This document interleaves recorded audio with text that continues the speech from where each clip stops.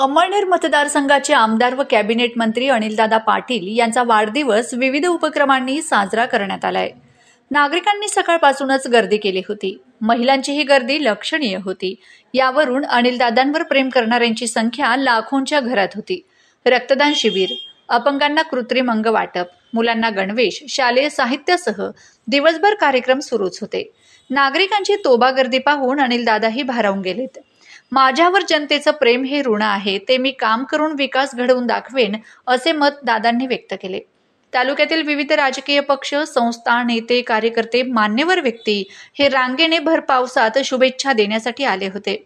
अनिलदादाने मतदारसंघात केलेली कामे ही जनतेला भावली असून लोकप्रतिनिधी हा अनिलदादासारखा असावा, अशा गोड शब्दात कोट्यावधी शुभेच्छा अनिलदादांना मिळाल्यात।